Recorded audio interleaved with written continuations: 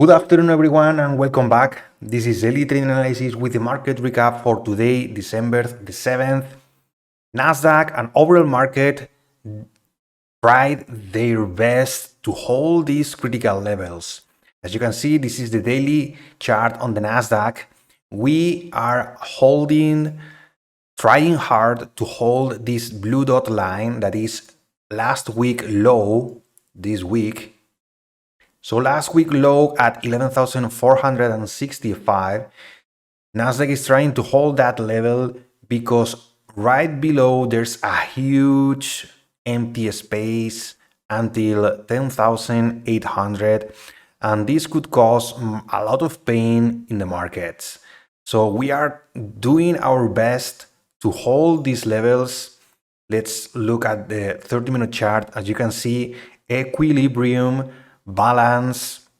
We are trying our best to hold these levels ahead of new economic information that tomorrow, Thursday, is not happening. We have to wait until Friday for PPI data and some more information regarding inflation. So check out this bell curve in the volume profile that is actually showing that we are holding in balance. And if we check the 5-minute chart, we've been trading sideways the entire day. But look at this, because there's always a pattern. I'm watching this wedge that maybe it may resolve. I don't know if I want to say this, but this looks really bad. And I wouldn't be surprised if we resolve this to the downside, but we have to wait and react to that price action. Apple finishing in the red, minus 1.40%, and Tesla and Google dragging the market down. Tesla minus 3% and Google minus 2%. Dollar is also in the red, trying to hold those levels. Right now we are seeing some kind of a push after hours during overnight. And something interesting, as you can see in the right hand side, US 2-year yield is actually in the red quite a lot, minus 2.45%, and also the 10-year minus 3.28%. And as you can see, we are breaking this previous pivot that we had way back at June during this summer. So something interesting, all yields also for next year. This is April 2023, also pulling back. We can see that it's trending down very clearly. We have also this pivot.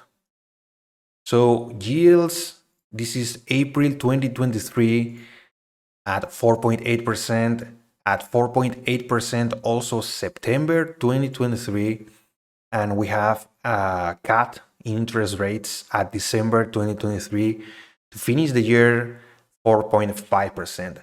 But take a look, everything is red, so yields pulling back at the same time that Nasdaq and overall market is also pulling back. So what is causing this? It is not crude oil. Crude oil is slipping down, pushing down.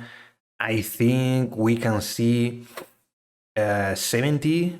This is pre-pandemic levels. A lot of empty space in the downside for sure. So we have to take a look at this because we are seeing a lot of weakness. And natural gas 3.86%, catching some beats of 5.8. Look at these weeks.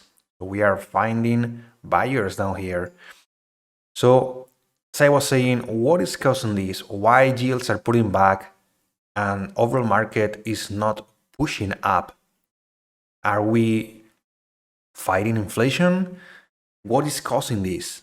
And I think that if we check also the sectors, XLP staples, defensive sector, and XLV healthcare also defensive sector.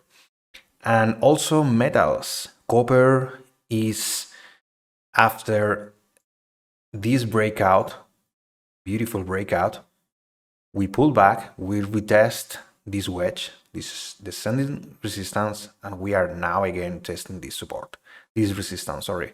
So this is copper. We can check also silver futures, and as you can see, it's also trending higher, higher lows, higher high, and also platinum.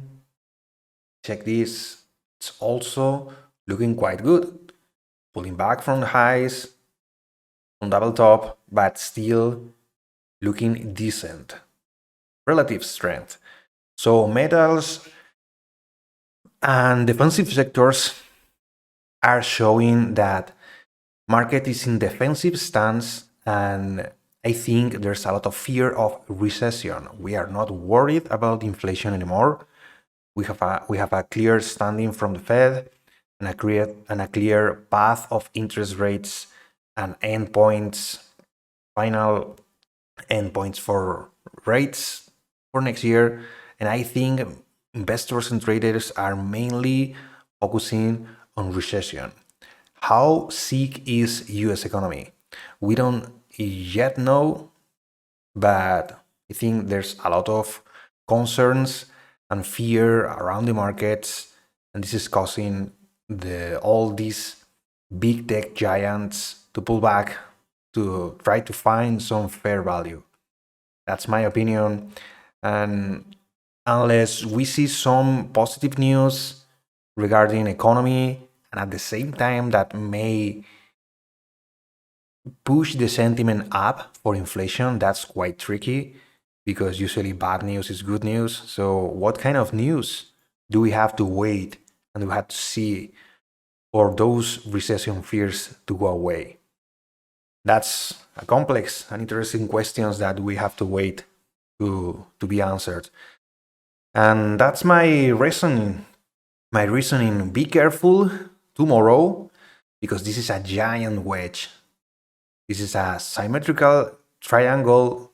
Look at this, is also lining up with this sell-off from yesterday. So be careful, anything can happen, and be prepared. React and take those opportunities. As always, thank you for your time. If you found this video useful, please remember to click the like button and subscribe to the channel to receive notifications when I upload new videos. Remember that I upload new videos every single day for market forecasts, market updates, and market recap. I appreciate your time. I hope you had an amazing trading days. I personally hate these range days, but this is just me. You don't have to trade like me, but I think this sideways consolidation is waiting. It's markets are in waiting mode. We have to wait for new information. Discipline and risk management are key for success. Stay safe, everyone, and see you tomorrow.